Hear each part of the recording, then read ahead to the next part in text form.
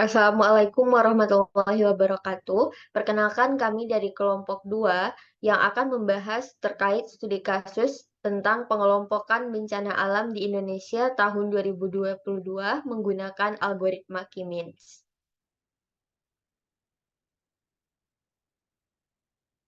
Kelompok kami beranggotakan ada Astrid Faradila Pangesti, ada Dia Ulhak Putri Kenanti, selanjutnya ada saya sendiri Feli Adria Safitri, ada Helena Putri, serta ada Naura Zafira.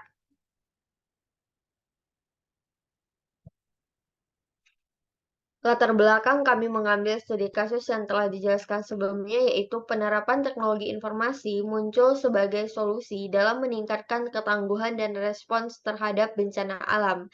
Perkembangan teknologi informasi termasuk sistem sensor, analisis data atau big data, kecerdasan buatan atau artificial intelligence, dan platform komunikasi digital dapat memberikan kontribusi signifikan dalam memitigasi dampak bencana alam.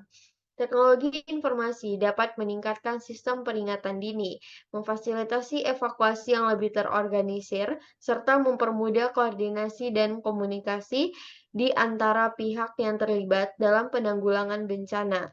Dalam riset ini dilakukan penggunaan algoritma K-means untuk menentukan pengelompokan atau clustering data bencana alam yang sering terjadi di Indonesia. Melalui penelitian ini, kita akan menyelidiki potensi terjadinya kejadian bencana alam di Indonesia dalam konteks untuk mitigasi penanggulangan bencana alam di Indonesia.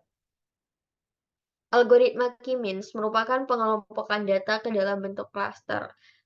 Klaster itu biasanya merupakan mengelompokkan beberapa data kepada kelompok yang menjelaskan data ke dalam satu kelompok yang memiliki karakteristik yang sama dan memiliki karakteristik yang berbeda dengan data yang ada di kelompok lain. Penjelasan selanjutnya dijelaskan oleh Naura. Kemudian data yang kami gunakan yaitu data bencana alam.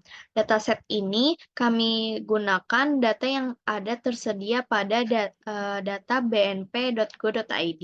Dataset ini terdiri dari beberapa atribut yaitu provinsi, banjir, cuaca ekstrim, gelombang pasang, gempa bumi, kebakaran hutan, kekeringan, letusan gunung, tanah longsor. Data yang diambil pada Badan Nasional Penanggulangan Bencana ini merupakan data pada tahun 2022 dan memiliki 34 provinsi yang ada di Indonesia.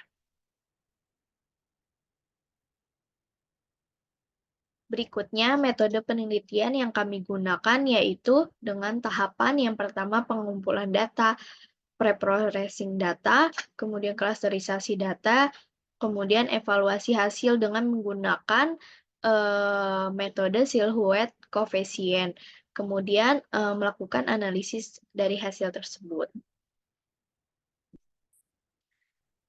Yang pertama kali kami lakukan yaitu pengumpulan data. Setelah mendapatkan data dari BNPB, kami mengelompokkan sejumlah daerah dan beberapa bencana alam yang rawan di Indonesia.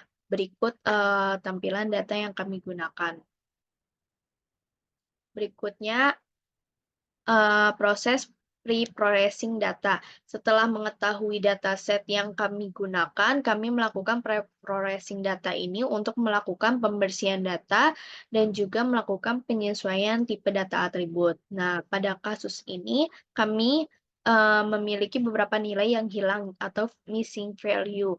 Dan untuk menangani hal ini, kami melakukan penyesuaian dengan menggantinya dengan nilai 0. Selain itu, beberapa atribut yang dinominasi oleh nilai hilang juga dihapus dari dataset ini. Kemudian juga kami memastikan bahwa nilai-nilai yang digunakan untuk metode K-means ini bersifat numerik. Karena proses algoritma K-means ini hanya bisa mengolah data yang berupa angka. Oleh karena itu, kami tidak menggunakan data transformation dikarenakan data yang kami punya sudah berbentuk angka. Berikutnya akan dijelaskan oleh teman saya. Baik, saya akan menjelaskan tahapan-tahapan pada proses K-means clustering. Pertama, ada beberapa tahap. Pertama, menentukan jumlah klaster. menentukan jumlah klaster yang akan dibentuk. Pada tahap ini, kami menetapkan jumlah klaster secara acak, yaitu 2. Lalu selanjutnya menentukan nilai untuk titik pusat klaster atau yang biasa disebut adalah centroid. Dalam proses pembentukan klaster, kami menentukan nilai untuk titik pusat klaster dengan secara acak. Di sini kami memilih provinsi Aceh dan Jawa Barat sebagai nilai centroid.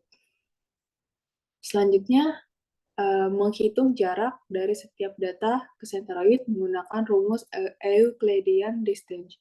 Setelah menentukan centroid awal, langkah yang selanjutnya adalah mengukur jarak setiap titik data ke centroid dengan menggunakan rumus tersebut.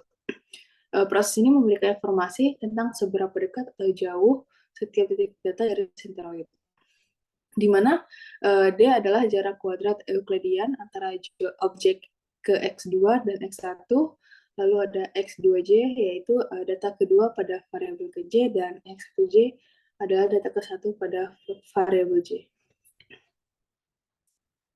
Selanjutnya, mengelompokkan setiap data berdasarkan kedekatannya. Setelah melakukan beberapa perhitungan jarak, setiap titik data akan ditempatkan ke dalam klaster yang memiliki centroid paling dekat atau paling kecil.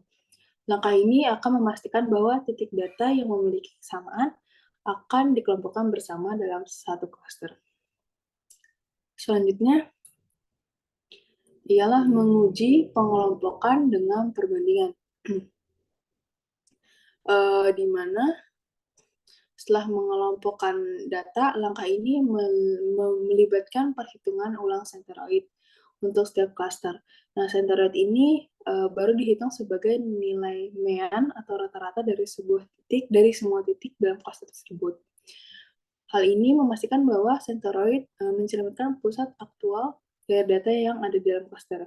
Berikut adalah nilai centroid dari beberapa hasil iterasi.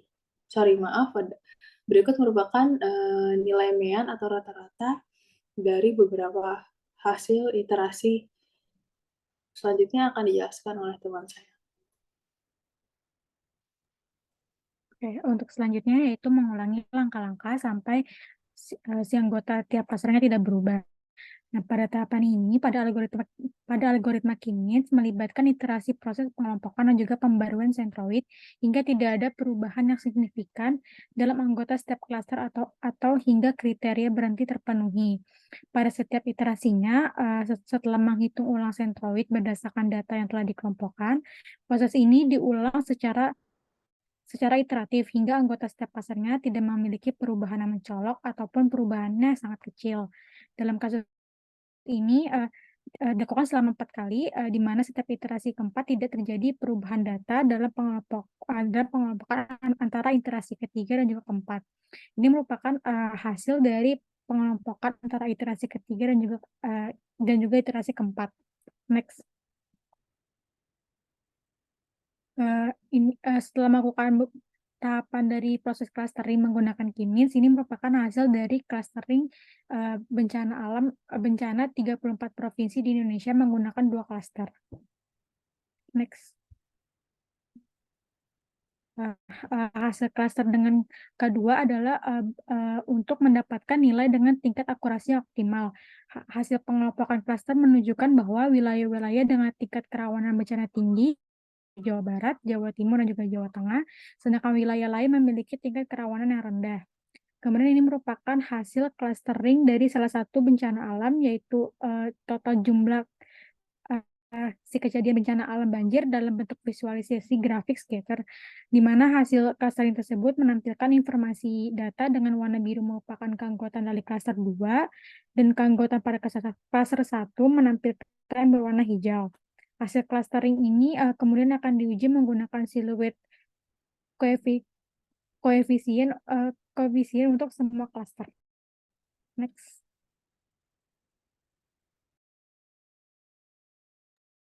Selanjutnya untuk evaluasi silhouette coefficient itu digunakan untuk melihat kualitas dan juga kekuatan cluster. Dilihat dari seberapa baik suatu objek ditempatkan dalam suatu cluster. Nah, ini merupakan hasil visualisasi yang dilakukan menunjukkan bahwa puncak atau titik optimum terletak pada jumlah klaster 2. Dengan merujuk pada output dan gambar tersebut, dapat disimpulkan bahwa nilai siluet koefisien yang mendekati 1 ditemukan pada K2. Oleh karena itu, pembentukan dua klaster dianggap sebagai pilihan terbaik berdasarkan indeks ini. Terakhir, untuk kesimpulannya, ada 3 daerah dengan tingkat kerawanan yang signifikan, yaitu Jawa Barat, Jawa Timur, dan Jawa Tengah. Proses evaluasi hasil klaster dengan menggunakan siluet koefisien mengkonfirmasi ketepatan dalam pembentukan dua klaster yang memberikan validitas terhadap struktur klaster yang dihasilkan. Dengan demikian, kesimpulan utama dari penelitian ini adalah adanya dua kelompok utama di Indonesia dengan tingkat kerawanan bencana yang berbeda. Wilayah Jawa Barat, Jawa Timur, dan Jawa Tengah menjadi fokus perhatian karena tingkat kerawanannya yang tinggi. Sedangkan wilayah lainnya terklasifikasi dalam kelompok dengan tingkat kerawanan yang lebih rendah. Hasil ini dapat menjadi dasar untuk pengambilan keputusan dalam perencanaan dan penanggulangan bencana di Indonesia. Sekian presentasi dari kelompok kami, kurang lebihnya mohon maaf. Wassalamualaikum warahmatullahi wabarakatuh.